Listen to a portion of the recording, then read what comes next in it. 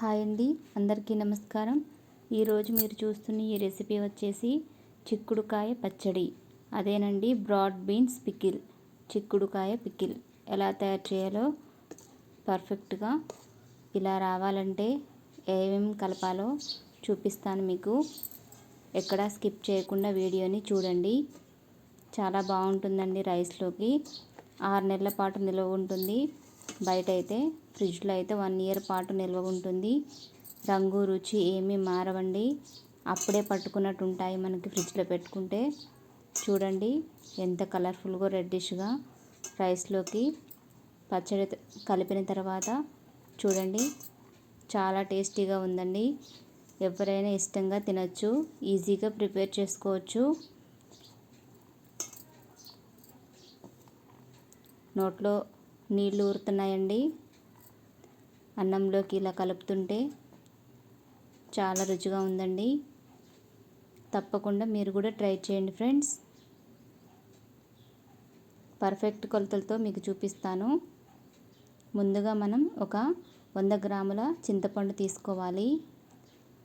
ఈనెలు తొక్కలు అవేమీ లేకుండా, గింజలు లేకుండా శుభ్రం చేసుకుని ఒక గ్లాసుడు నీళ్ళల్లోకి వేసుకుని స్టవ్ ఆన్ చేసుకుని 5 నుంచి 10 నిమిషాల పాటు ఉడికించుకోవాలి.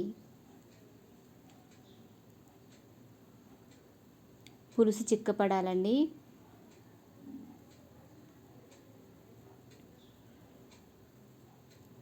మంట లోలో పెట్టుకుని పులుసు ఇలా చిక్కపడేలాగా ఉడికించుకోవాలి.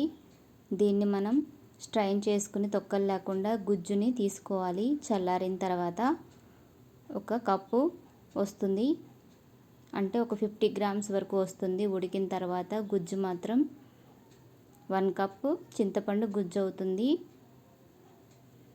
తర్వాత మనం ఒక 1/2 కిలో చిక్కుడుకాయలు తీసుకున్నానండి. కొంచెమే మీకు చూపిస్తున్నాను. చూడండి ఇలా గింజ పట్టిన కాయలు తీసుకోవాలి. చిక్కుడుకాయలు ఫ్రెష్గా ఉన్నవి, గ్రీన్ కలర్లో తాజాగా ఉన్న కాయలు తీసుకోవాలి. ఇలా ఈనెలు తీసేసుకోవాలి 2 సైడ్లు. ఫ్రెష్గా ఉన్న కాయలైతే పురుగు పుచ్చు అలా ఏమి ఉండవండి, మనకు తెలుస్తుంది తీసేటప్పుడు. చూడండి ఇలా అన్నీ తీసేసుకోవాలి. ముందుగానే మనం ఈ చిక్కుడుకాయల్ని శుభ్రంగా కడిగి ఆరబెట్టుకున్న తర్వాత ఈనెలు తీసుకోవాలి. తడ అనేది అస్సలు ఉండకూడదండి. తర్వాత మనం స్టవ్ ఆన్ చేసుకుని కళాయి పెట్టుకుని శనగ నూనె ఒక 1/2 కిలో వరకు పోసుకోవచ్చండి. ఎందుకంటే ఈ చిక్కుడుకాయలు ఫ్రై చేయాలి మనం. ఇప్పుడు ఒక 1/2 కిలో 250 గ్రామ్స్ అయితే సరిపోతుంది ఆయిల్. శనగ నూనె కానీ నువ్వుల నూనె కానీ తీసుకుంటే బాగుంటుంది టేస్ట్. చూసారా, మన చింతపండు గుజ్జు 1 కప్ అయిందనమాట.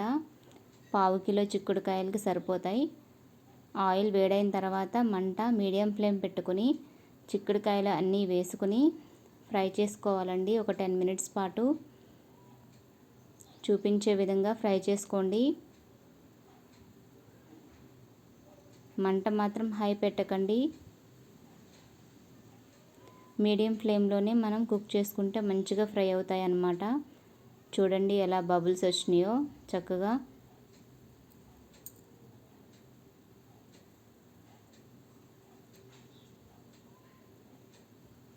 ఇలా వేగితే సరిపోతుంది. ఇక స్టవ్ ఆఫ్ చేసుకుని మనం ఒక గిన్నెలోకి తీసుకుందాం. ఇవి పూర్తిగా చల్లారాలండి మనం పచ్చడి ప్రిపేర్ చేసుకోవడానికి. అలాగే మన చింతపండు రసం కూడా పూర్తిగా చల్లారాలి.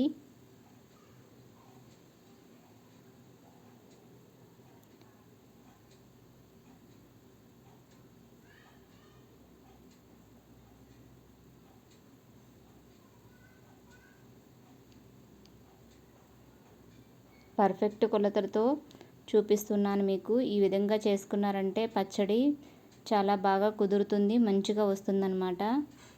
ఖరాబ్ అవ్వకుండా టేస్టీగా ఉంటుంది.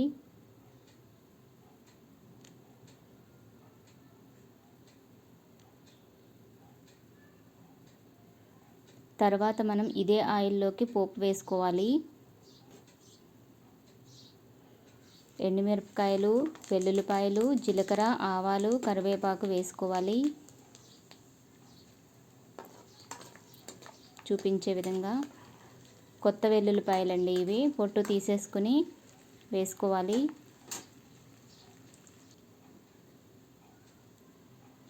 అలాగే ఒక 1/2 టీ స్పూన్ పసుపు వేసుకోవాలి. ఒక 2-3 స్పూన్లు సాల్ట్ వేసుకోవాలి, పింక్ సాల్ట్. సరిపోకపోతే మళ్ళీ వేసుకోవచ్చండి. ఇప్పుడు 1 కప్పు మనం చింతపండు గుజ్జును వేసుకుందాం ఇదే ఆయిల్లోకి. వేసి బాగా కలుపుకొని కొంచెం సేపు ఒక 5 మినిట్స్ పాటు చింతపండు గుజ్జుని నూనెలో ఫ్రై చేసుకోవాలండి. ఎందుకంటే ఎక్కడైనా తేమ ఉంటే కనుక అది మొత్తం కొంచెం ఎవాపరేట్ అయిపోవాలి. ఎందుకంటే పచ్చడి ఖరాబ్ అవ్వకుండా, చింతపండులో తేమ ఉంటుంది కదా గుజ్జులో. ఇలా మనం నూనెలో ఉడికించుకుంటే కనుక కొంచెం వాటర్ అనేది పోయి పచ్చడి పాడవకుండా నిల్వ ఉంటుంది ఎక్కువ రోజులు. చిక్కుడుకాయలు పూర్తిగా చల్లారాలి. అలాగే ఈ పోపు కూడా మనకి పూర్తిగా చల్లారిన తర్వాతనే చిక్కుడుకాయల్లో వేసుకోవాలి, వేడివేడిది వేయకూడదు.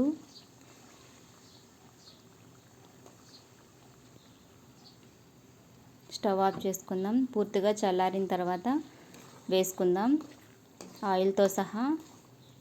ఈ పోపు చింతపండు గుజ్జు మొత్తం వేసేసుకోవాలి చల్లారిన తర్వాత.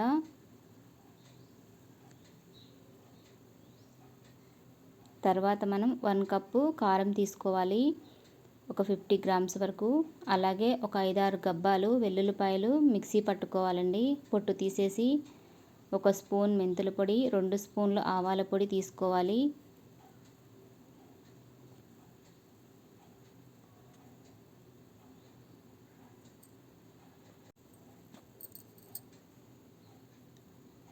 మనం పోపు వేసుకున్నాం కదా చల్లారిన తర్వాత,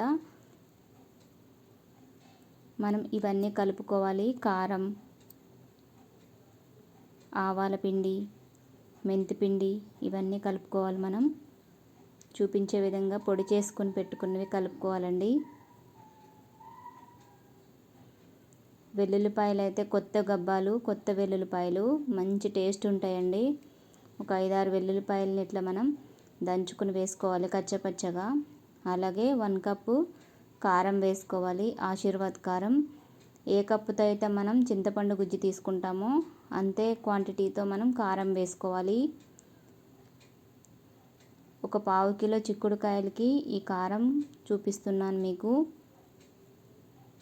చిక్కుడుకాయలు ఎప్పటికీ దొరుకుతూనే ఉంటాయి కదండి, ఎప్పుడంటే అప్పుడు గింజ పట్టిన కాయలతో ఇలా చేసుకోవాలన్నమాట. శుభ్రంగా కలుపుకొని బాగా మిక్స్ చేసుకోవాలి. చూడండి మన పికిల్ పచ్చడి ఎంత కలర్ఫుల్గా, ఎంత అద్భుతంగా ఉందో. టేస్ట్ అయితే అమోఘం అండి. చిన్నపిల్లల దగ్గర నుంచి ఎవరైనా తినొచ్చు, కారమే అనిపించదన్నమాట. చక్కగా మిక్స్ చేసుకున్న తర్వాత ఆయిల్ మొత్తం అబ్జర్వ్ చేసేసుకుంది మొత్తం చింతపండు గుజ్జంతా, కారం ఇవన్నీ. ఒక డబ్బాలోకి తీసుకోవాలి మనం, పొడిగా ఉన్న డబ్బాలోకి కానీ గాజు సీసాలోకి కానీ స్టోర్ చేసుకోవచ్చు మనం.